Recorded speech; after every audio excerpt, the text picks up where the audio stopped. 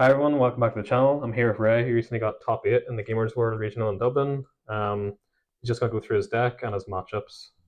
Yeah, so I played pure Snake Eyes for the event. I went 5-2 in our 7-round Swiss, no top cut.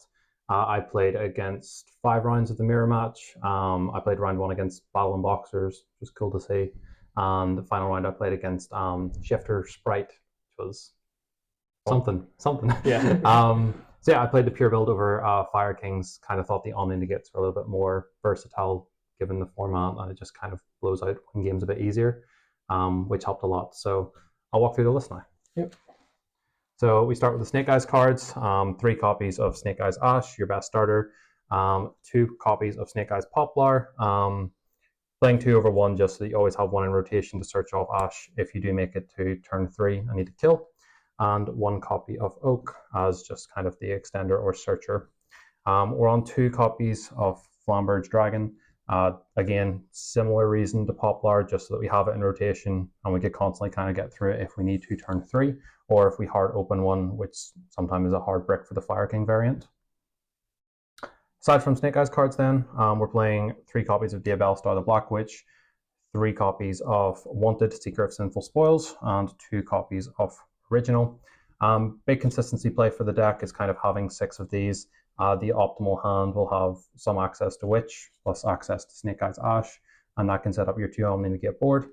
Double Original is kind of handy just to always have something to set off Witch, or something to search for Poplar turn 3, and it can always convert to advantage, especially like a late Jet Synchron search if you don't get to go into your Synchro plays turn 1. Sometimes it can help just to make a Baron and kind of work through the board at the end of the game.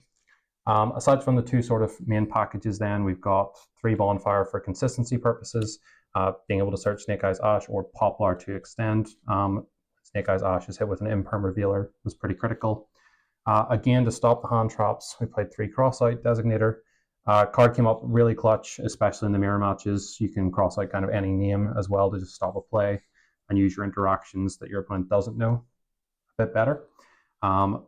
Also had some cross-out shenanigans, which worked out pretty fun. Mm-hmm. Then I'm on a interesting hand trap package of 3 Ash Blossoms, 3 Nibiru's. I saw these as the kind of critical ones. I know there's a lot of controversy about playing Ash into the Fire matchup because it obviously gives material for Hida to make a princess with 1 summon, really. Mm-hmm. I still valued being able to shut down Snake Eyes plays kind of late into the game, and the expectation was that there would be a fair amount of Labyrinth branded at this event. So playing Ash kind of just still felt good to do, and it still kind of won a lot of games, especially when we had simplified game states. Then for lower count hand traps that we just played one-offs to have in case was Droll, Ghost Mourner, and Midnight Chill, Ghost Bell, Haunted Mansion, and 1 DD Crow. The DD Crow is because I'm really afraid of Labyrinth, and Transaction Rollback also terrifies me. So we just played a staple of those. They came up fairly often. Obviously, seeing one of them in your opener hand wasn't terrible either. They have quite a wide range, I guess, of hits for the meta decks. So that felt pretty good stuff. So these mostly for cross-out targets, for example? They were mostly for cross-out targets, but they still have utility if you draw into them, so it never felt terrible just to have 1 in hand. Crow caught some players out with Flamberge when they only had 2 level 1s in grave, so crowing away the second one kind of really messed up the turn. But definitely all had their own utility, but might change the ratios in future. Last hand trap was 3 copies of Imperm. Just the best hand trap to play right now. It doesn't play into talents like the rest of them, and constantly saves games in perming Diabell Star or Snake Eyes Ash. Then for the main deck, to close it out, we've just got the one-offs that we play for sort of power purposes. One-off called by, again, just to insulate going first. Divine Temple as a search off Poplar to make the ideal end board and kind of play through talents in your opponent's turn whenever they start trying to play the game. 1 for 1 as a good extender and can kind of pitch any of the brick cards from hand, and Jet Synchron to enable the Synchro package in the extra deck. So we're all in the main deck. Is anything that you would have liked to have changed post the event?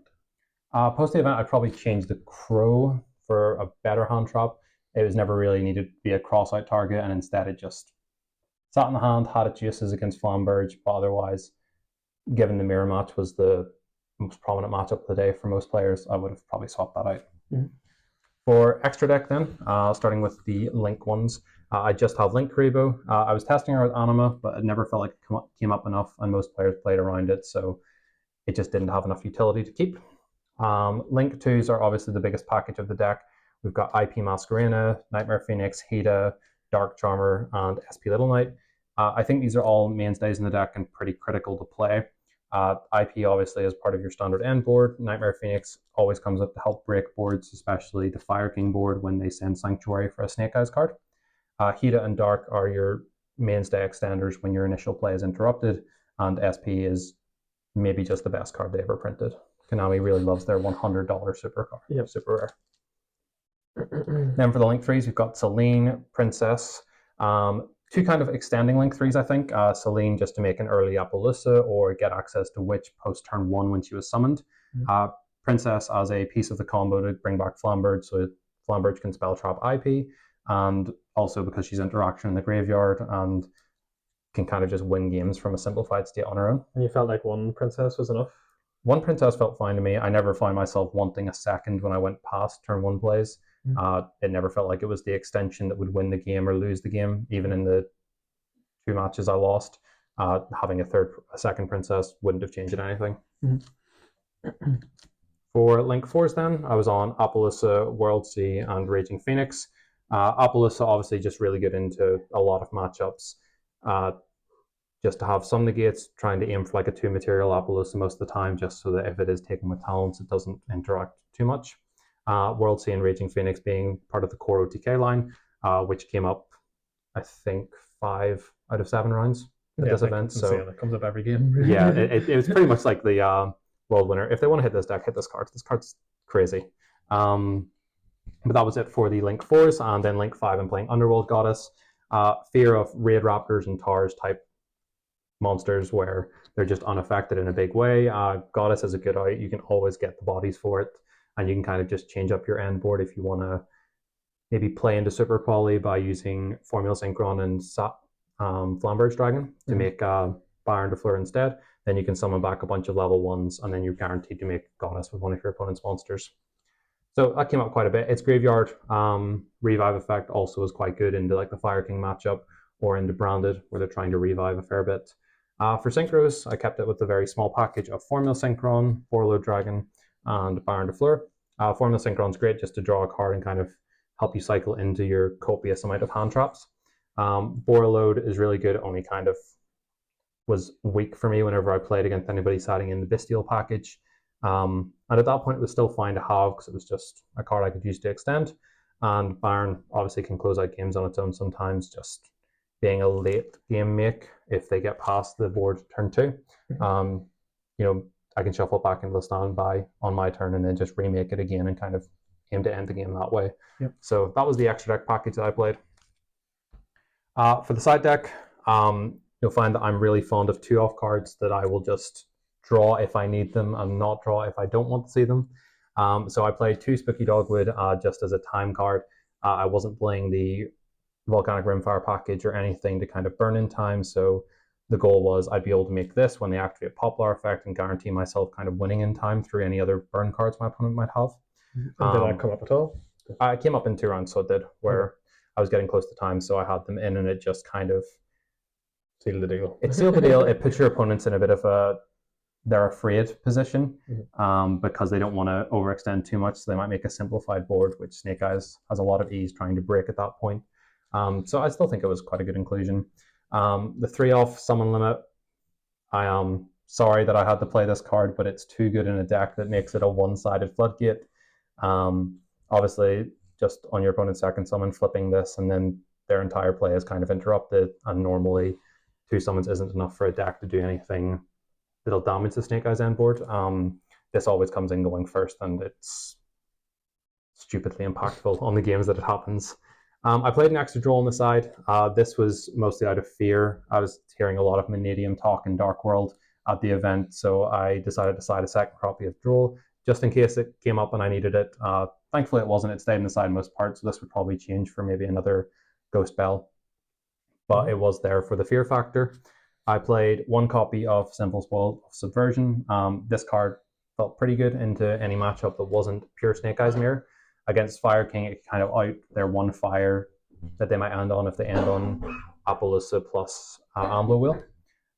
That felt pretty strong. And in other decks, like against Branded or Labyrinth, just being able to take away their target, like their Fiend for Labyrinth, or for Branded, maybe getting rid of the Mirror Jade in Spell Trap is really strong as well. So it definitely feels like it was good inside. I played an extra copy of Ghost Mourner, mostly for the Pure or Fire King Snake Eyes mirror match. Just having another sort of effect feeler-esque card felt good, but it's not limited to the main phase, so I value this a little more. Additional bonus is, I guess, it also burns in time. That didn't come up the event, but very easily could have. Yeah. So we included just in case. I played a one-off droplets, really just for a cross-out target in case anyone was on more of a board breaker style strategy. Of course, drawing it then also didn't feel terrible, but it didn't need to come in too often because I don't value it a lot in the Fire Mirror match. Mm-hmm. Then for other cards, I was on 3 off Cosmic Cyclone to break the Fire King board in case there was any Voiceless, to outbranded Lost and other problematic cards like that. I think it was just worth having those there. Of course, Labyrinth also, this is a really good card against if you hold it for when they use the Furniture piece. So Cosmic felt great, as well to out the Spell Trap monsters from Flamberge effect. And then the last one-off was an Effect Feeler. Again, just more monster effect negation on my opponent's turn to try to simplify their board state to where I could break it. And then the last cards were 2 copies of the Bestial Druid's Worm and 1 copy of Magnumit, primarily for the pure Snake Eyes mirror match. Being able to hit Link Karibo or being able to hit IP when they want to spell trap it feels pretty good. Druid's Worm's obviously removal in and of itself, so that felt pretty strong. And this also really helps the deck against the Voiceless matchup because you can simplify their board by getting rid of Saphira early, or if they get really greedy and do Dynamondo, this just ends the game by itself. Yep. Kind of nuts. Yeah, it makes sense. Yeah, that was the... Would you change anything about the side at all, or is that you're happy with most of the cards? It was just maybe changing some of the one-offs like the Druid you mentioned. Is that... Yeah, I think I'd probably just change the one-offs, but overall I kind of felt fun. It was like second ever regional for me, so it was honestly a really good experience just to get some more practice in and I guess live the Fire deck meta that we're in now. But yeah, I was honestly pretty happy with how the deck performed. Probably wouldn't change too much outside of that one-off draw. Yeah. Do you have any shout-outs then before we... Yeah, shout out to Gamers World for hosting the event. Shout out to Seventh Dimension as sponsors. And shout out to the rest of the Card Cartel for testing for the last couple of weeks. It's been a little intensive, the amount of normal summon Snake Eyes Ash we've had to walk through, but we're getting somewhere with it.